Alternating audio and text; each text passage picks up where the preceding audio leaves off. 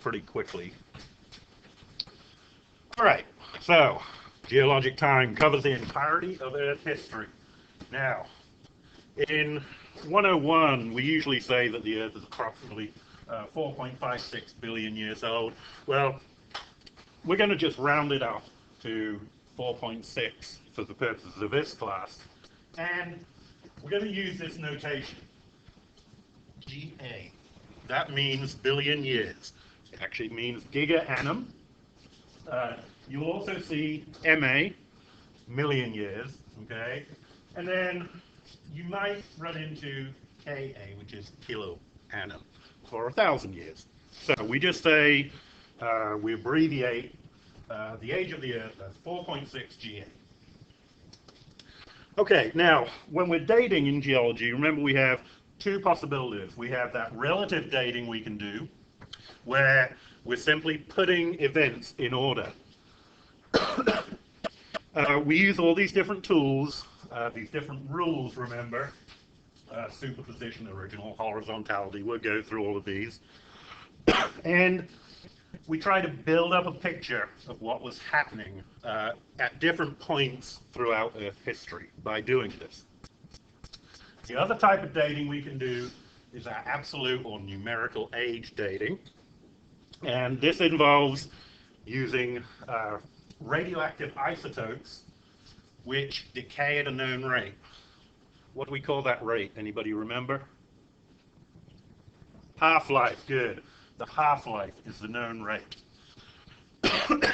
We can do other things, counting tree rings, counting layers of ice and stuff like that. That's another way we can do it. But the record there only goes back, well, for tree rings, we can go back about 100,000 years. Although there's not a tree living that's 100,000 years old, if we know when a tree died, then we can use that as a dating technique.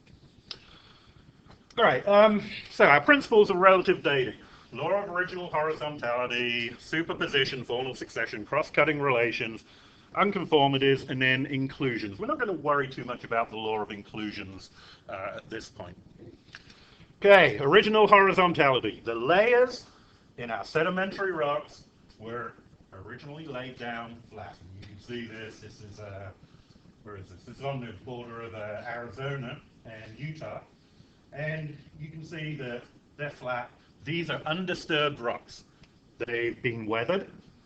They used to connect all across, but they've been cut down through by some kind of stream.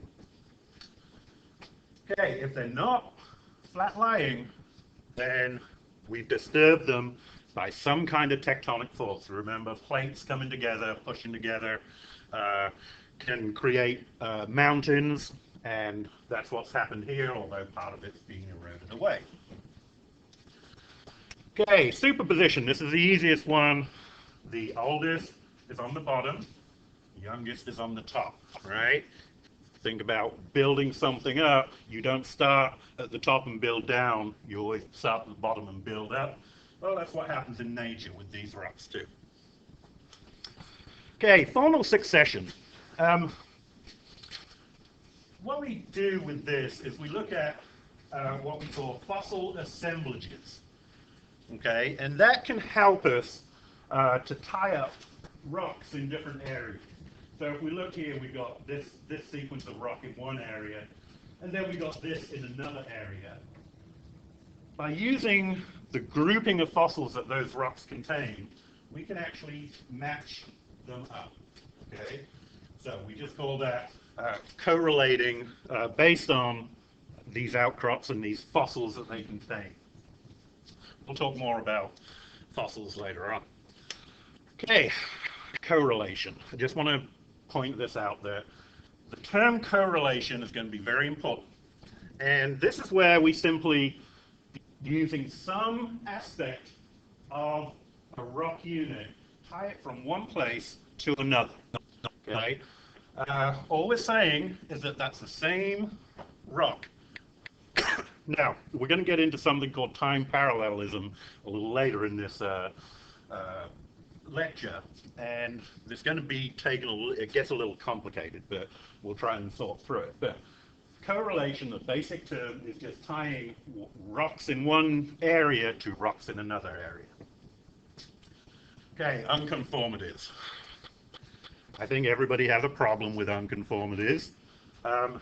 They're markers of missing time, so they represent some kind of erosional surface. If we look at this sequence down here, so we deposited A, B, C, and D, 4 different rock units. Then we uplift the land tectonically, okay, so we have some convergence going on, and we push the land out of the ocean. And that means when it's not covered in water, it's going to be erosional. Okay, anytime land surface is not covered in water, you're going to get erosion. It's going to rain, and it's going to start to weather that surface and erode it away.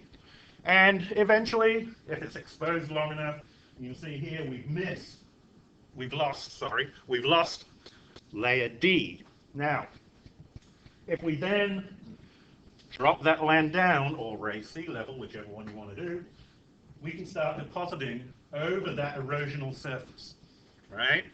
So that means that all the fossils and all the information contained in D, for however long it was, let's say it took 100,000 years to deposit D. Well, we've lost 100,000 years of Earth history in this location. Okay, so that's what we mean by missing time. So C, the time between C and E is missing. Okay, so we completely lost it. That can be a bad thing, right? If we're thinking about looking at Earth history from the rocks, we want as much information, as complete a picture as possible. So it can be a bad thing.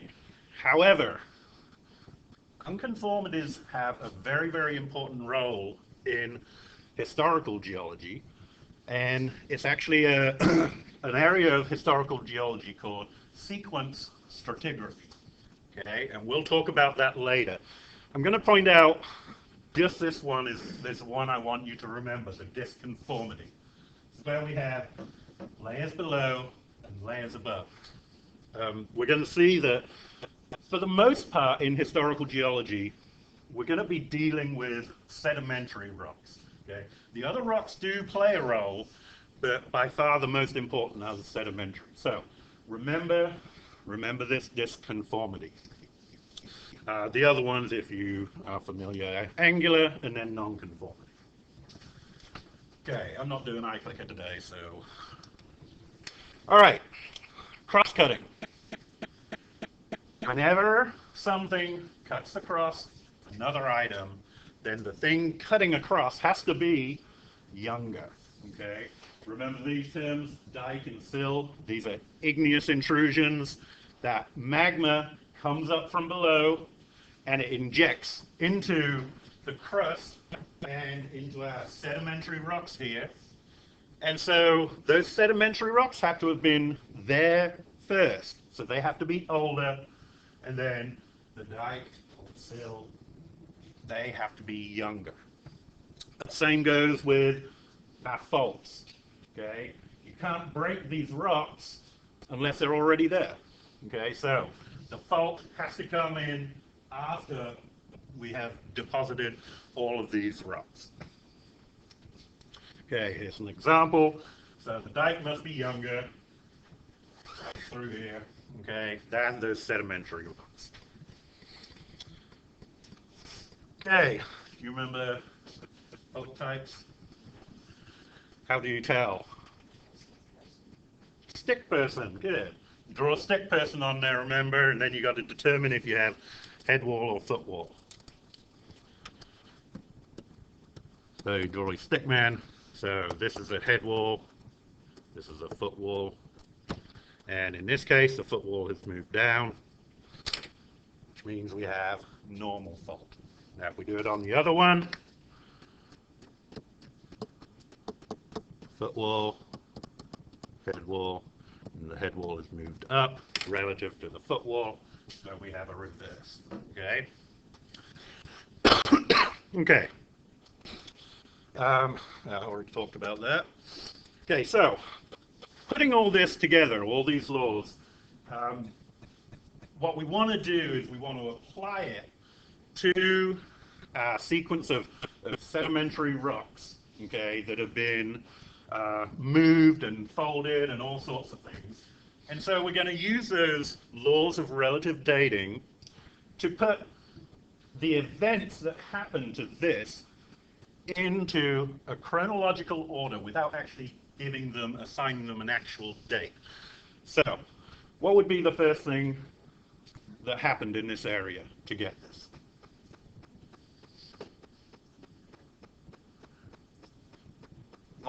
Where do these rocks come from?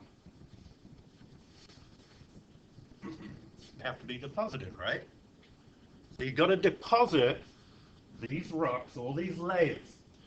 That's the very first thing you have to do. What happens next? Are they deposited in this nice wavy motion? No, why not? What's the law that tells us no? Original horizontality.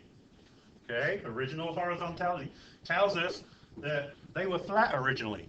Therefore, at some point after they were deposited, they must have been folded. What was the next thing? You've got to get used to doing these because they're going to be on the exam. So, intrusion. The intrusion is the next thing. How do we know that occurred before the fault there?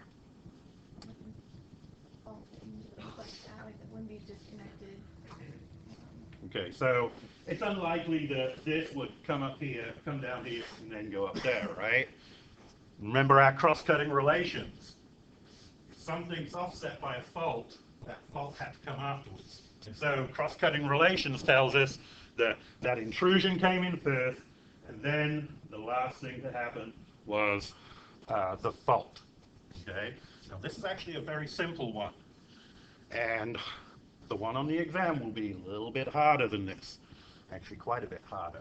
I will put some examples on Moodle for you to look at. You can work through them if you want, and you can bring them to me, and I'll tell you if you get them right.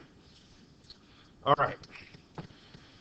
Okay, I'm going to talk just a little bit about stratigraphy here and correlation. Stratigraphy is actually the study of layered rocks, and it includes their compositions, their origins, geometric relationships, and ages.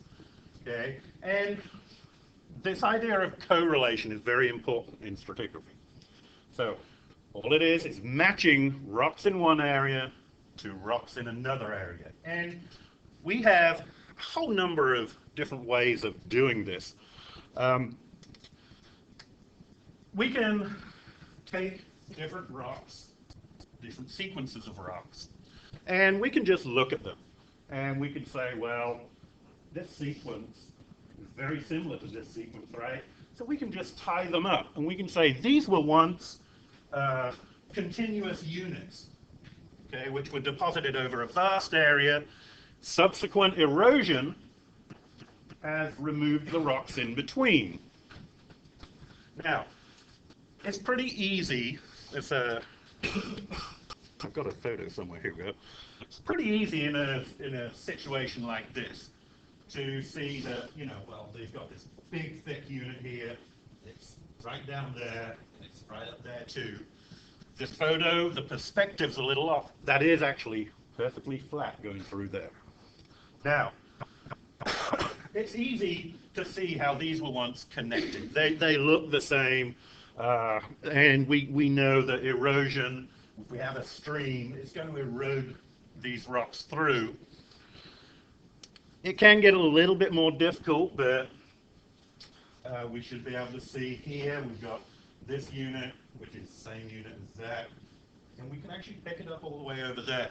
Now, these are very simple examples, but what we can do is actually use this process of looking at the rocks, looking at maybe the fossils in it. We can use it to tie up rocks, let's say from northern Louisiana all the way out to, I don't know, Arkansas, Texas. If we think about how these rocks are going to be deposited, a lot of them are going to be deposited in ocean settings. And if you think about how big the Gulf of Mexico is, for instance, we're depositing rocks all over the bottom of that, of the ocean, of the Gulf. Okay, that's a huge area. It's a very vast area, right? So if we then expose it onto land, we're going to have the same vast area covered in similar rock types. Okay, let me just go back here. Okay. We can do this correlation based on many different things. We can do it on lithology or any other criteria that we want to look at. There's geochemical correlation, where we can take a sample, look at its chemistry, and then take a sample from somewhere else, look at its chemistry, and try to match it up. We can do all sorts of stuff like that. Radioactivity levels can be used. Another common one is fossils. We call that biostratigraphy. Okay. So, lithostratigraphy involves the correlation of rocks on the basis of lithology, or rock type. Okay? So the type of rock is all we're doing. We're just saying that, okay, this is a sandstone, maybe, let's say it's a green sandstone, and then we got the same green sandstone over another location. We're just correlating those two together based on that rock type. Now, one of the problems with this is that not everywhere you're going to be depositing the same rock at the same time, right?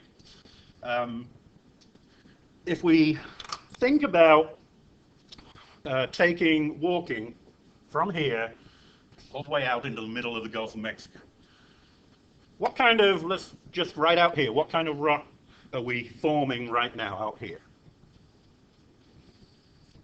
What type of sediment do we have out here? Mud?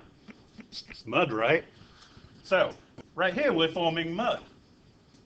We're depositing mud. Eventually that gets buried deep enough it will turn into a mudstone. If then we go walking off, let's say we get to Grand Isle, what kind of sediment do we have at Grand Isle? Sand, right? So what kind of rock will that form? Sandstone. Okay, now if we go on out into the Gulf of Mexico, so we're going walking underwater and getting our nickel sub and take a field trip down there, what kind of sediment do you think we might see down there? Silt, mud, probably limestone, right? So now, if we imagine that we did this trip pretty much instantaneously, then we've got different rocks in different areas being deposited at the same time. So, if I have a layer here and we've got, let's say, a sandstone right up here, and we've got another sandstone over here, let's say that's, I don't know, 200 miles between the two, does it mean that they were deposited at the same time? No. I mean, you know, we could go 200 miles south of here and we see different rock types, right? So these are not necessarily what we call time parallel. They could have been deposited at different times, okay? So this is the idea of time parallelism. There may be different rocks, so there could be, let's say, a mudstone right down here, and if you want to see a picture of or correlate based on time, these are time equivalent or time parallel, okay? So there's a difference between being time parallel and correlating based on rock type or lithostratigraphy. Okay, and don't worry if you don't quite get this. We're going to be dealing with this quite a bit, so it'll hopefully stick eventually. All right, now, Volta's law of faces. Volta was a German, so that's why we don't pronounce it Walter. It's Volta. What he came up with by looking at this is that you get this sequence. We just said that, you know, if we walk from here down into the Gulf of Mexico, then we're going to see different rocks being deposited at different stages. So here we've got some beach sand, here we've got some silts, and here we've got some clays being deposited. Now, if we raise the ocean level, then the interface right here, what's going to happen to that? Is it going to stay there?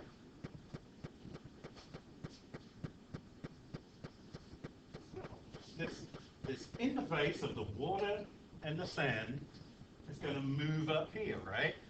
As you increase water level, then that water starts to encroach over the land.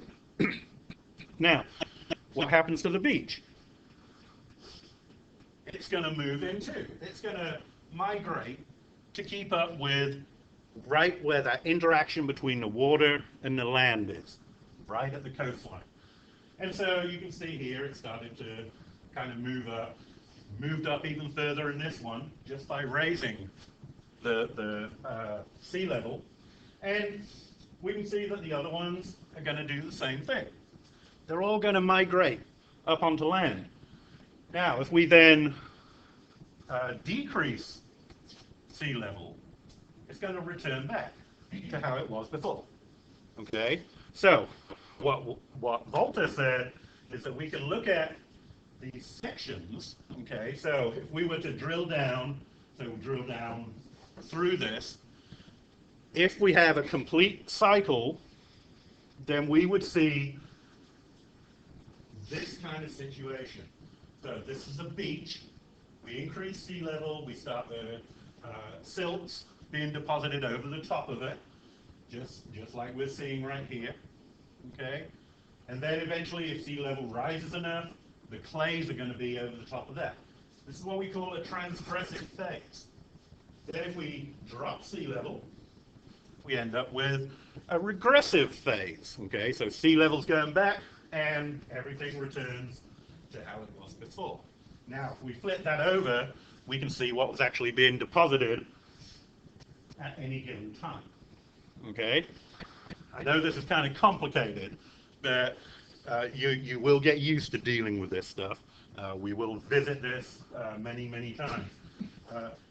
Make sure you know that when I talk about a transgression, I'm talking about a sea level rise.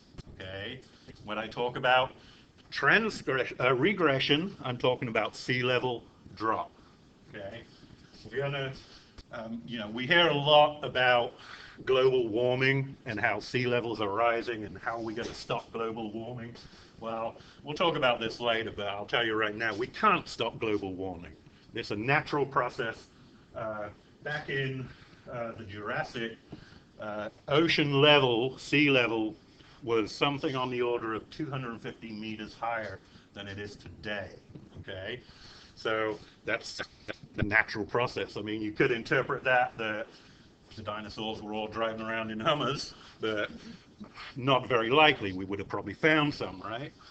We've never found them, so what we're doing is actually speeding up the rate of warming, but I always have to laugh at people who say we need to stop global warming. It's absolutely impossible. You can't do it. All right.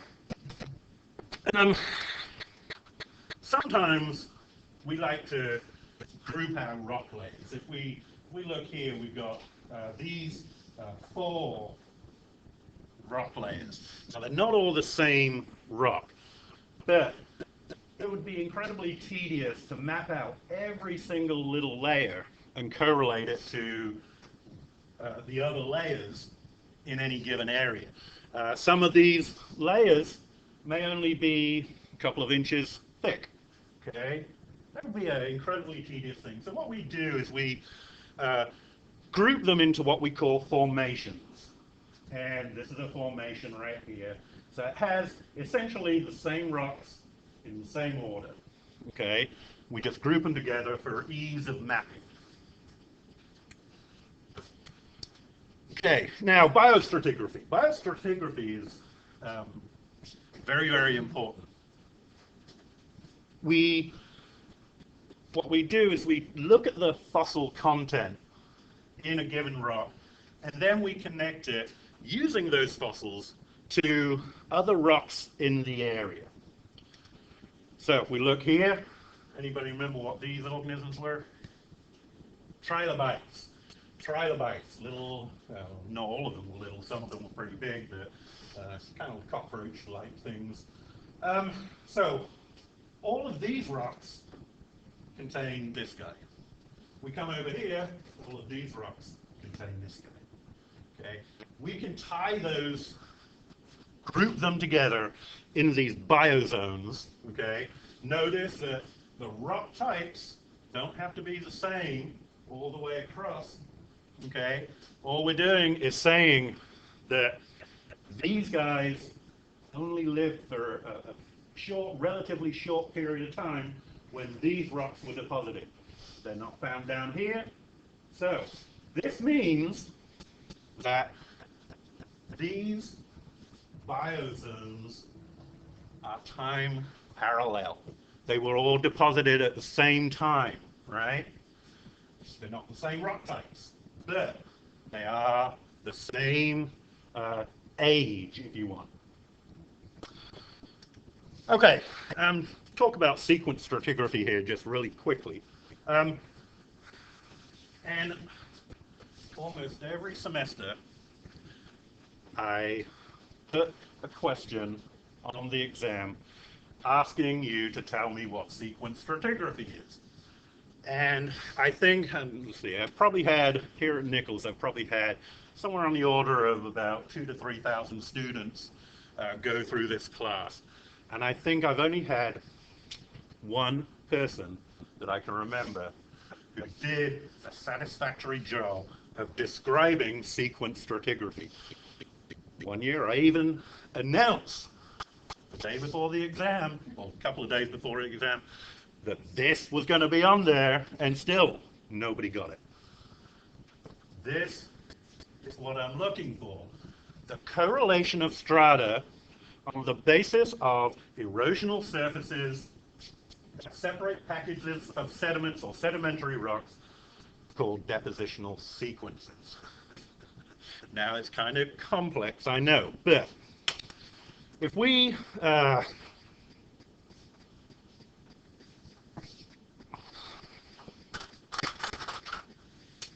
okay, so let's say we've got our continent and then our oceans out here.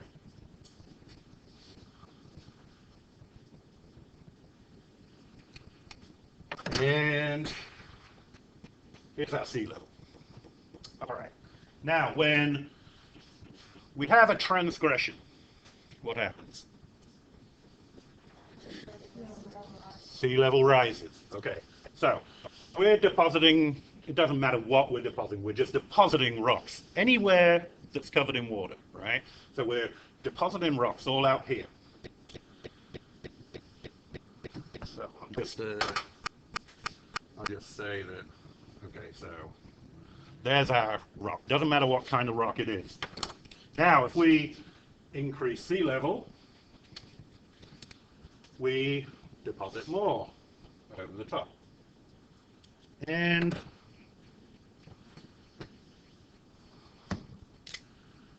increase it even more.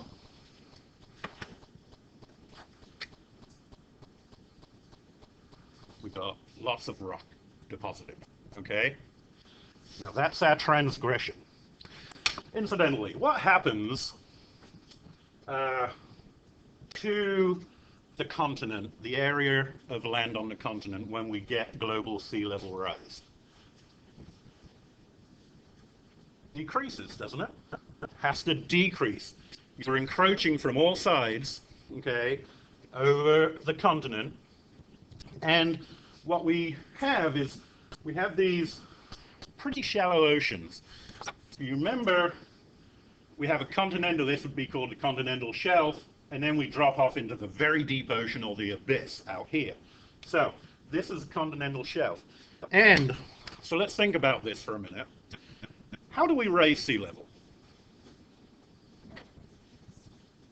I heard somebody say melt the ice caps. Okay. So what does that tell us about the climate? Hot. It's hot, right? So it's a very warm climate in order to melt all that ice.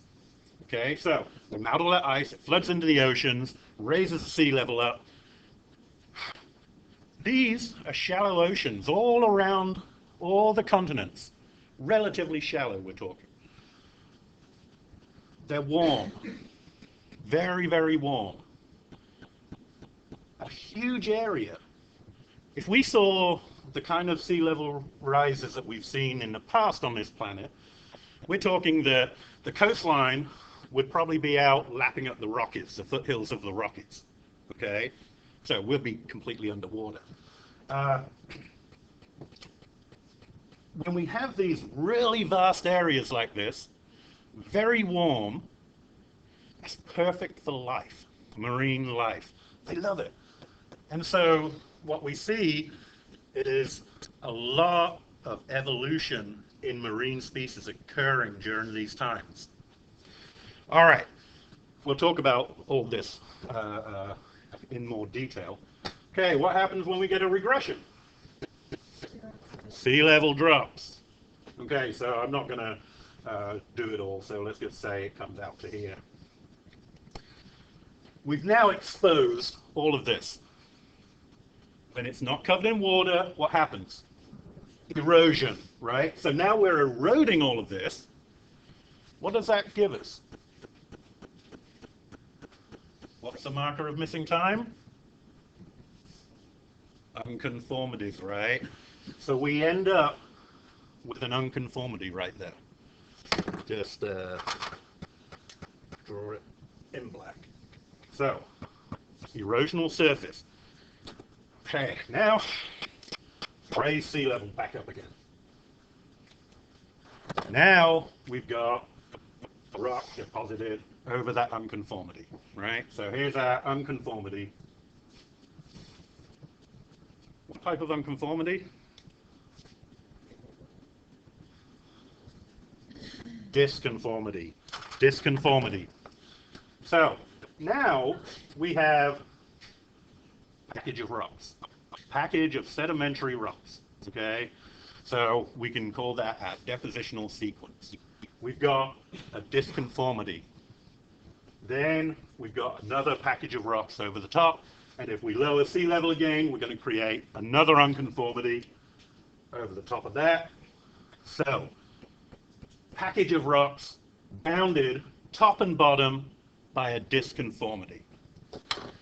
Okay, why is this so important? Well, this is important for many, many reasons, but for our purposes, okay, this, let's say just this sequence, bounded top and below, documents the rise and fall of sea level at some point in Earth history, okay? Now, let's think about this. Can we correlate these packages? What happens if we get sea level rise here? What happens in Africa? You get sea level rise or sea level drop? If it's rising here, it has to be rising over there, right? If we're talking about global sea level rise, it's just like a big bathtub. So, here's North America, here's Africa. Pour in water, it doesn't do that, right? It's going to be equal on both sides. So if we raise it, it's going to be equal on both sides. That means that when we're depositing rocks over the continental shelf on this continent, we're also doing that in Africa, okay? When we drop that sea level, we expose those sediments, excuse me, to erosion. That means that that's going to happen in North America and in Africa, Australia, everywhere. It happens worldwide. So these sequences are incredibly important for us in being able to document and correlate rocks worldwide, because they're going to be time parallel, right? If you've got rocks being deposited here and rocks being deposited there at the same time, okay, then they're time parallel. So we can globally correlate these packages of rocks, or these sequences, okay? So very important. And we'll talk more about this a little later on. Okay, so here's our sequence. We can notice we got disconformity separating the sequences, and we can see we got one main sequence. Now, our parasequences are just places where, you know, when we talk about global sea level rise, it doesn't just suddenly shoot up. It moves up a little, drops back a little bit, up again, and then back a little bit. So it's not a continuous thing. It's going to move up and down because the climate is not always going to be exactly the same, right? It changes, it fluctuates, warmer and colder on small scales all the time. Okay. Originally, when people started looking at geology, they didn't have a method to actually physically date these rocks. So they looked at these rocks and they put them into a relative order based on the laws that we saw. And they came up with something like this. This is a very complicated one. You don't have to memorize this, okay? I will give you a geologic timescale, which I'll hand it out, and you're not required to memorize it, but you should be familiar with it so you know what I'm talking about when I talk about Precambrian or Jurassic or something like that. Okay. Techniques used to establish chronostratigraphic units must be time parallel. Okay? If we're talking about chronostratigraphy, we're looking at time. That's the factor that we want, time. That means that they have to be time parallel, and they should represent a geologic instant. So we get a snapshot of what was happening at that particular time.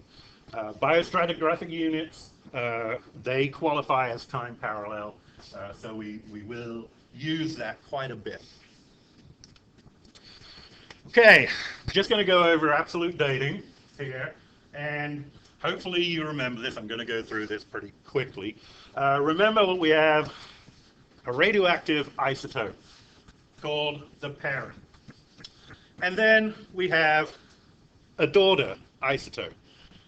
The daughter isotope comes from the decay of the parent. So we start off with, let's say, uranium-235. And it decays into lead, okay? So that happens at a regular rate, which we call the half-life, okay? So we start off with a uranium, an atom or isotope, and it naturally, it emits an alpha particle or beta particle, gamma ray, something like that, and it changes that atom into a lead atom, okay? Now, if we know the rate at which that occurs, then we can use that as some kind of clock. Okay, so the half-life. The amount of time it takes for one half of the parent to decay to a daughter product. Okay, so if we start off with 10 atoms of uranium, after one half-life elapses, how many are we going to have? 5 left. What happened to the other 5? They decayed into the daughter, right? So the total number of atoms, we can't just get rid of atoms, right? We can't spontaneously just make something disappear. So the total has to add up all the time, but we're going to lose half of the original each time. So we can do it as a percentage.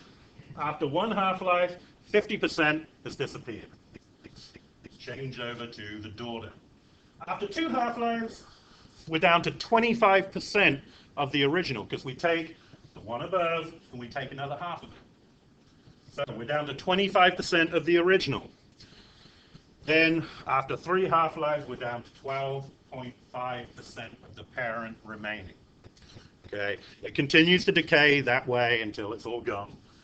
But lucky for us, it doesn't happen very quickly. We can see here,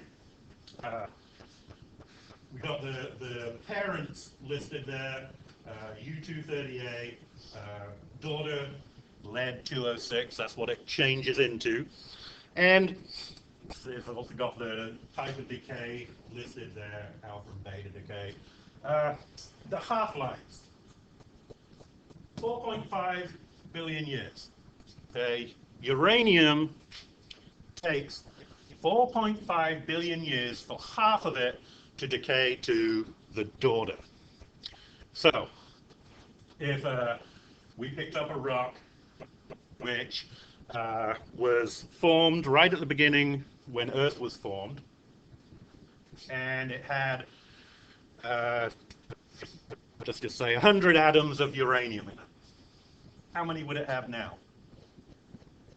50. It's just half. Just cut it in half, right? Because that's how long the half-life is, basically the age of the Earth. You can see that some of them, even more, 14 billion years. Okay, so we can date incredibly old things with this process. The one listed at the bottom, carbon dating, we're not going to worry about that. You can see it says the dating range is 100 to 50,000 years. I wouldn't trust anything dated at 50,000 years using carbon-14. I would only go up to about 35,000 personally. But that's not really old enough when we're talking about the history of the Earth, right? So we use the other ones, and you will have to do some of these dating questions, but I will make them fairly simple. I should point out that a lot of the examples that we will use for these, we make it very simple. We tell you, oh, there's 50% left, or there's 25% left. It's not really a real world situation, right? Because for most of our rocks, one half-life has not passed, right? Does that make sense?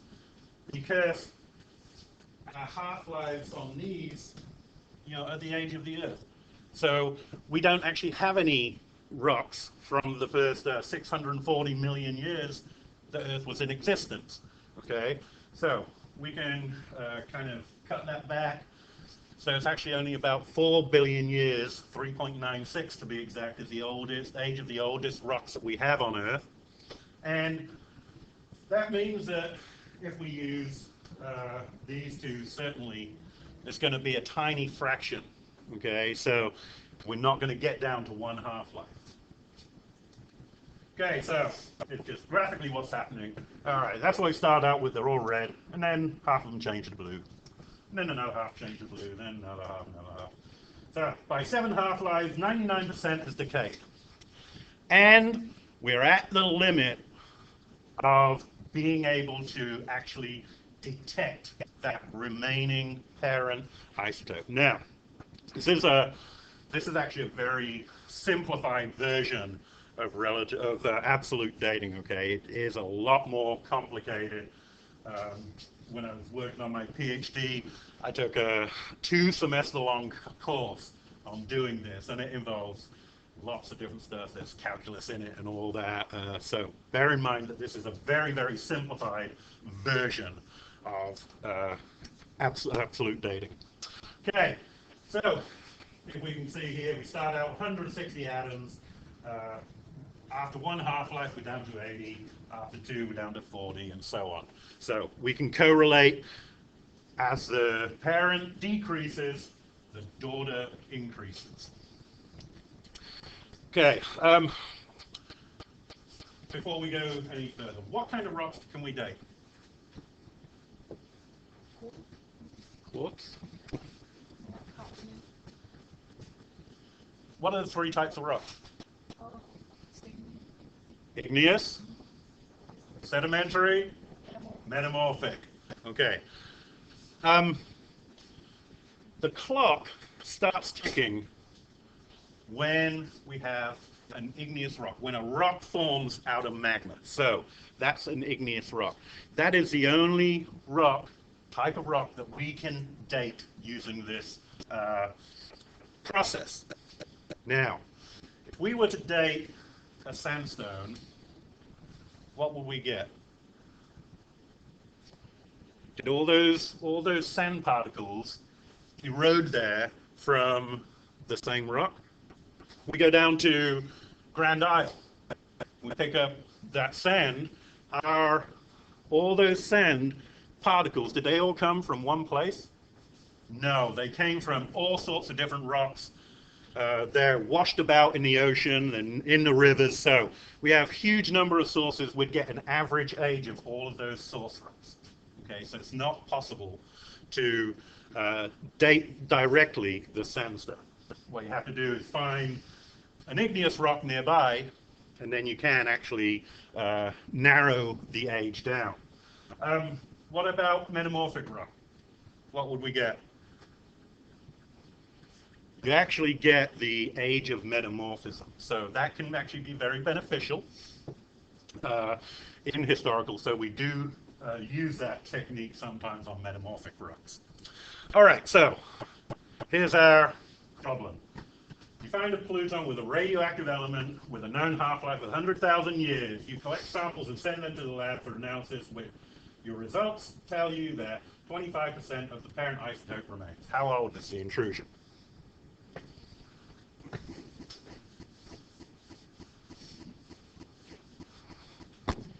All right. Percent parent, percent daughter, number of half-lives. So, what do we start out with?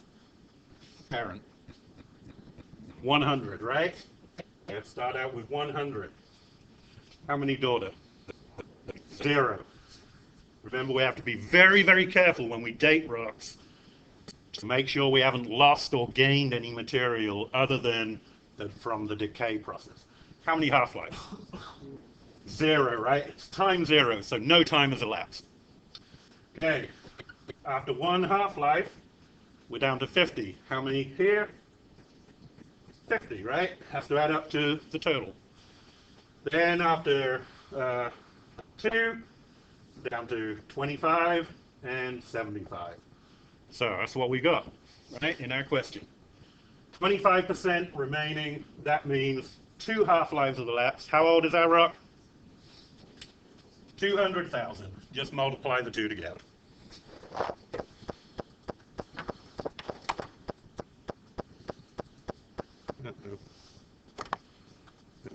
So, there it is worked out for you. All right, I think that's it for today. All right, we have any questions? All right, have a great day, and we'll see you on Wednesday. No, there's only one homework assignment all semester. Sorry? I'll put that stuff up on Moodle, but I don't... Well, probably. Yeah, because you did them before. Yeah, I use the same ones. Yeah, that's fine. I mean, you can go online and probably find some. I just don't have any more.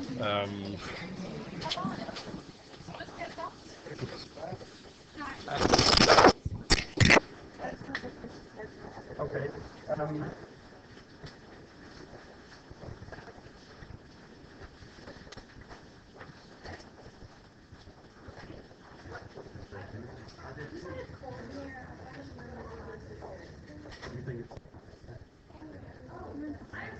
Okay, what I need to do is hold on to that, keep track of it, and then at the end of the semester, give it to me so that I can adjust your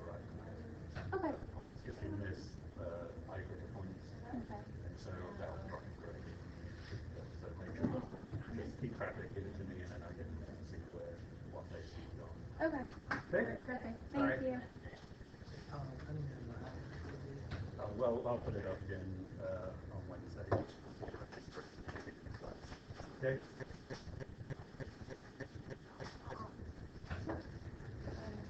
I'm taking this now, but I took the first part of another state, another university. I'm just wondering, is that going to be a problem?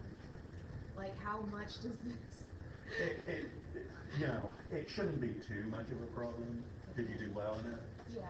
Yeah, it shouldn't be too much of a problem. But like this is like the half-life and stuff that you're talking about. Like we talked about it, but it was like never on our tests. Yeah, yeah. So yeah, that's one of the problems with we're actually Louisiana is undergoing statewide course descriptors. We're developing these course descriptions. All the stuff you have to cover in class, and that's one of the problems that we've had in the past. Students come in and they haven't been taught the same stuff. Where Geology 101 should be pretty much standard. But there are different people teach different. I didn't know. I mean, I have a problem with the other teacher because she doesn't teach what I think should be taught, and you know, and that varies. Every teacher teaches things differently. So you know, she has stuff that she covers feels more important to cover, which I don't feel about. You know, She made us memorize yeah, I don't. the geologic timescale bone reaction series for the first test. I'm like, we just dropped. I don't do I wonder how many people pass that. I can have Huh? I didn't I'll go. like it as our event, but I want to ask. Yeah. How are y'all so certain on the date of the Earth? Wouldn't cycles make